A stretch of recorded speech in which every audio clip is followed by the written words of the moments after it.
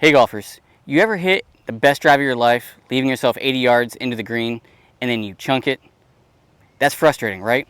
In today's video, I'm going to give you a 3-swing with 4 different wedges matrix of how to hit these shots better and have that competitive edge over your playing partners today. Hey, welcome to the channel. My name is Justin Riker. I'm the PGA head golf professional here at Magnolia Greens in Leland, North Carolina. In today's video, I'm going to show you how I build a swing matrix for you and having more fun on the golf course. If you're ready, let's go ahead and get started. Alrighty folks, before we start with step number 1, I want to go over why we are looking at distance wedges. Distance wedges are the most overlooked area by golfers, especially the mid-handicap golfers, on how to score. There's a reason why this is called the scoring zone. Any yardage from 30 to 100 yards, you can find ways to score. It may not always be birdies, sometimes it may be pars, and hey, if you're a mid-handicap golfer, it's probably going to be bogey, and that's okay. So now, for step number 1, we're going to look at the grip. All right. Most players that I teach are going to be looking or using a full swing grip, and that works for some folks. In this system, I want to change it up. All right. So for the first grip, we're going to grip all the way down to the bottom of the grip right here. And the main reason why is because we're going to take a shorter swing when we're here down at the bottom. As we get longer swings, we're going to start moving our hands slightly up the grip. And then when we get to a full swing, which I don't regularly teach with students, we're going to take a full swing grip. So there's 3 grips, 3 swings, and 4 wedges. It's an easy system once you understand it. Now, for step number 2, we're going to go over how to swing the club the correct way. Alrighty golfers, for step number 2, we're going to talk about the actual 3 different swings. And I use 3 different body positions to complete these swings. It's not a 8 o'clock, 7 o'clock, or 9 o'clock, and 3 o'clock. It's none of that. And I'm not saying that's wrong. That may work with somebody as far as working with a clock system. I use body parts because they're more relatable in real time. I don't have to sit here and think of, am I going to take my arms to 10 o'clock and then go through till 2 o'clock. So I use body parts. So for the first swing, we're going to use our hips, okay? Roughly pocket to hip, all right? When we take our hip to hip swing with any of the wedges that we have, so if you have a lob wedge, sand wedge, gap wedge, pitching wedge, those are our 4 clubs. If you don't have 4 clubs and have 3, that's fine. It'll take your matrix from 12 down to 9. So whatever wedges you have will work for this, all right? So when we're doing hip to hip swing, we are going to make sure that we are gripping down on the club, all right? Ball position will be a little bit forward of center, all right? Stance will not be a full like driver width stance. It'll be a little bit more kind of compact, maybe armpit width, all right? So because I've done this for so long, I kind of know how far a 58-degree lob wedge hip to hip goes, and it's roughly about 30 yards. So let's see how close I can get here.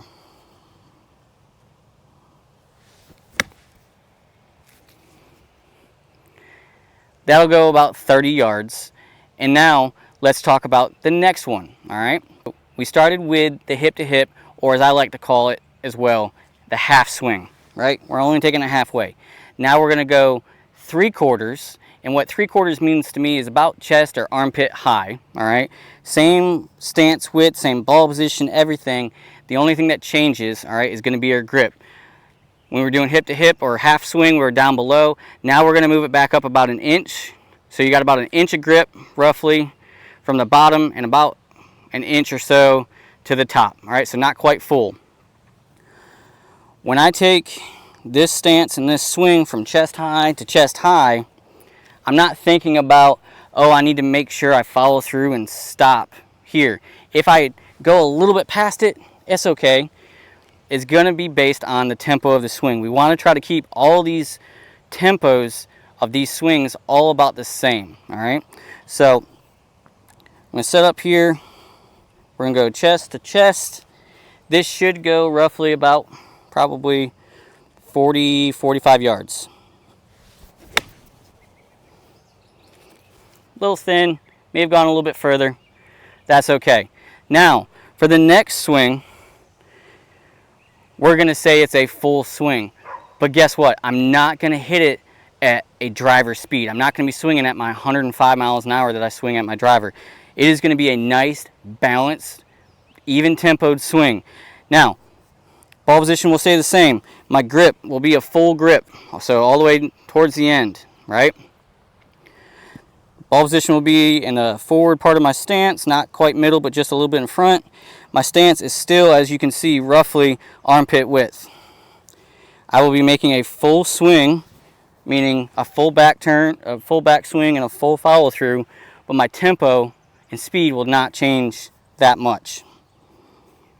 And it should look something like this. Okay? Now, let's go ahead and fill out a scorecard. I've taken one of my scorecards from here, all right, and I've put in here half, 3/4, full. We're going to work on our distance control and start learning on how far each club goes.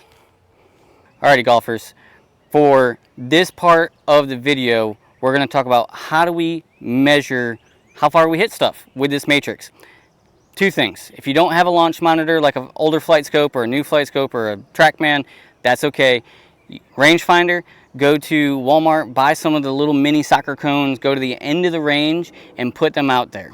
All right, but for the sake of this, I'm going to have a flight scope. I will put on the yardages of every swing that I make. So as I build this matrix, you will see it as we go. All right, so if you do not have a launch monitor, use a rangefinder, paste some stuff off, get to where you start at 30, go all the way up to 75, 80, whatever it might be. All right, so I have my iPad out here, and it's going to help me kind of figure out what yardages I have. All right. Important to treat this just like it is on the golf course. So gloves on, and we're going to start with a half swing, and I'm going to make sure that I choke down. We're going half swing. Here we go, all 4 clubs.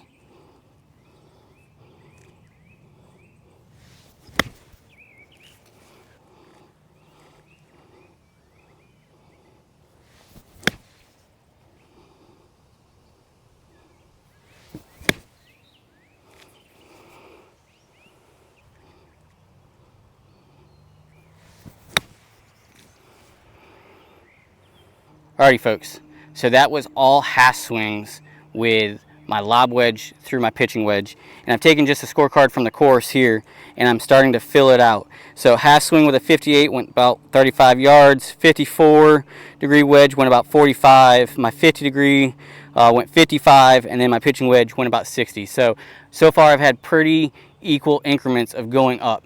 Now, let's go through and go the 3/4 or chest high to chest high swing. All right, so we're going to start with our 58-degree. Remember, the only things that really change when it comes to this is, yes, a longer swing. We're going roughly armpit or chest high to chest high, but we're going to take our hands from being down below to up in the middle. Okay, so roughly about an inch from the bottom is where we want our bottom hand to be. Same ball position, slightly forward of center. And then we're just going to make some good, even tempoed swings.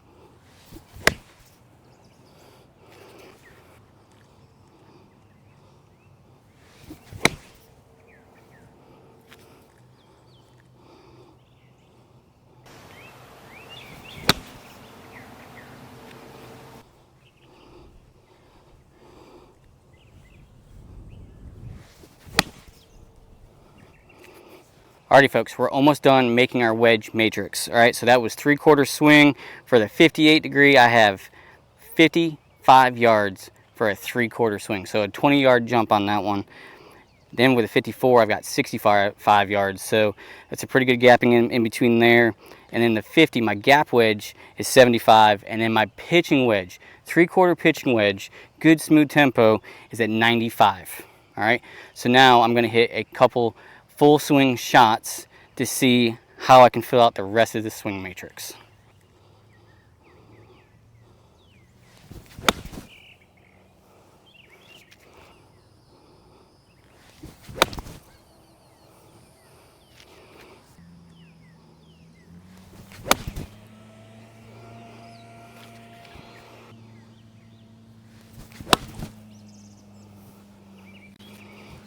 Alrighty folks, just finished up full swing with all 4 clubs, and some good numbers, some numbers that I probably need to work on personally, just trying to knock them down just so they're a little bit more evenly gapped. Heck, I probably even need to look at the lofts of the actual clubs to make sure they match up a little bit better for me.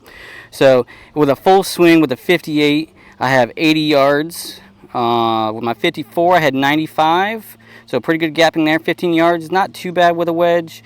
With my 50, I had 105, so there's a 10-yard gap between my 54 and my 50, so I may want to do a little tweaking of lofts there maybe. And then my pitching wedge, which is supposed to be at 46, gonna have to check this one, was going 125 yards. So there's definitely some gapping that I need to either work on with my swing, or I need to check out my specs in a loft and line machine to make sure everything is equal. I love to see roughly 4 degrees of loft between starting at my pitching wedge going all the way down. Alrighty folks, there you have it. 3 swings, 3 grips, 4 clubs. That is a wedge matrix that you can build yourself, or I can build for you. This will help you on the golf course be able to score inside of 100 yards, whether it's making more birdies, more pars, or even a couple less bogeys. If you'd like to come see me here at Magnolia Greens, I'll leave that down in the description below. And if you can't come see me, that's all right as well. I'll leave down in the description below the link to my Skillist app, and we can work online together, building your wedge matrix together. As always, thank you for watching, and I'll see you in the next one.